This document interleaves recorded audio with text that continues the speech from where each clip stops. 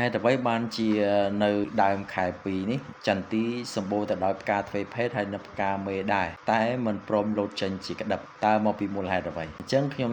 សូមឲ្យពុកម៉ែបងប្អូនទាំងអស់គ្នាទៅសង្កេតនិងតាមដានវាសាជាថ្មីទី1ពុកម៉ែបងប្អូនទៅមើលនៅសំណើមដីតើនៅក្នុងពេលនេះវាស្ថិតនៅក្នុងសំណើមប៉ុន្មានភាគរយហើយមើលនៅសម្បកដើមរបស់វាមានពណ៌យ៉ាងម៉េចបន្ទាប់មកមើលនឹងតងនៅកញ្ចុំផ្កាតើវាមានសភាពបែបណាបន្ទាប់មកទៀតគឺមើលនៅផ្កាតើផ្កានោះវារីកបានប្រហែលថ្ងៃហើយវាមានចំនួនប្រហែលគ្រាប់នៅលើតងផ្កា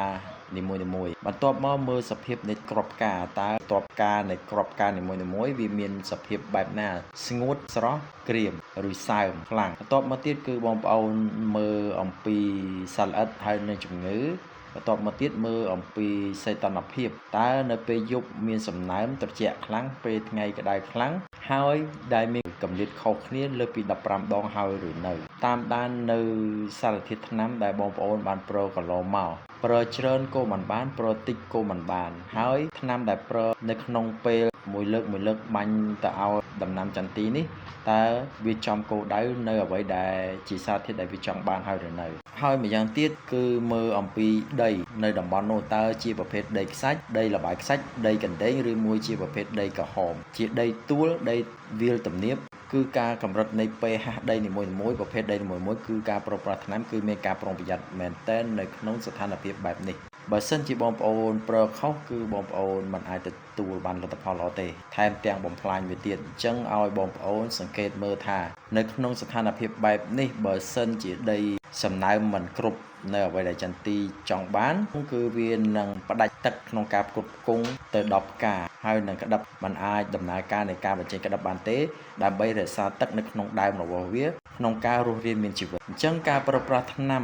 គួរយើងប្រើនៅប្រភេទថ្នាំណាមួយដែលសមស្របរបស់វាបើសិនជាប្រវត្តិពីដើមមកបងប្អូនប្រើនៅសារធាតុអ្វីមួយសូមបងប្អូនជៀសវាងនៅសារធាតុទាំងនោះវិញការណាប្រើខុសធ្វើឲ្យវាមិនទទួលបានទេថែមទាំងខ្លោចផ្កាលឿនទៀតសារធាតុដែលវាមិនចង់បាននោះអញ្ចឹងនៅក្នុងដំណាក់កាលនេះគឺខ្ញុំសូមណែនាំឲ្យបងប្អូនប្រើនៅសារធាតុប្រភេទ Biostimulant ឬមួយប្រើ Nano Biostimulant បើសិនជាបងប្អូនប្រើប្រភេទជីគីមីធម្មតាគឺថែមទាំងបំផ្លាញវាទៀតมันអាចជួយវាបានទេគឺចុងក្រោយគឺមានតែហាមាត់ចក្រង់លៀនដាតស្ទិលកវីក្បាលដោយគោស្រាំងតិចចឹងពេលហ្នឹងឲ្យឈឺក្បាលហើយដោះស្រាយមិនបានទេអញ្ចឹងបងប្អូនត្រូវបែងចែកថាដំណាក់កាលណាស្ថិតនៅក្នុងសភាពបែបណាយើងគួរតែប្រើសារធាតុគីមីប្រើសារធាតុសរីរាង្គឬពាក់កណ្ដាលសរីរាង្គឬមួយជាជីធម្មជាតិបើបងប្អូនមិនចេះបែងចែកមិនចេះស្គាល់អំពីដំណាំច្បាស់លាស់ធ្វើទៅតាមអារម្មណ៍មិនយល់អំពីអារម្មណ៍របស់ដំណាំនិងស្ថានភាពនៃការផ្លាស់ប្ដូរដែលវាចង់បាននោះបងប្អូននឹងឈឺក្បាលហើយជួបបរាជ័យនៅចំពោះមុខហើយអញ្ចឹងសូមបងប្អូនមើលឲ្យច្បាស់ពេលក្តៅគឺគេប្រើសារធាតុអ្វីពេលត្រជាក់គេប្រើសារធាតុអ្វីមិនមែនចេះតែប្រើដល់ពេលដែលប្រើទៅធម្មតាដំណាំគឺវាតុកសិចវាគាំងផងនិងតុកសិចដោយសារធម្មជាតិនិងសត្វល្អិតផងនិងជំងឺផងអញ្ចឹងបងប្អូនថែមឲ្យវាទៀតនោះចន្ទីវានឹងឈួតលែងធ្វើការទាំងអស់ផ្កានឹងក្រៀមលឿនដំណាក់កាលនេះបងប្អូនមានតែរឿងបរាជ័យហើយអញ្ចឹងបើបងប្អូនមានចម្ងល់ចង់ដោះស្រាយថាដំណាក់កាលនេះត្រូវធ្វើម៉េចអាចខលតាមលេខទូរស័ព្ទខាងក្រោមខ្ញុំប្រឹក្សាយោបល់ជូនសរុបមកបើយើងចង់ធ្វើចន្ទីឲ្យបានជោគជ័យនោះយើងត្រូវចេះប្រើប្រាស់ជីផ្លាស់ប្ដូរជីនិងថ្នាំបំពន់វាឲ្យបត់បែនតាមកលៈទេសៈគឺយើងមិនអាចប្រើជីមួយមុខនិងមួយប្រភេទនឹងតាំងពីដើមទីរហូតមកដល់ចុងបញ្ចប់ទី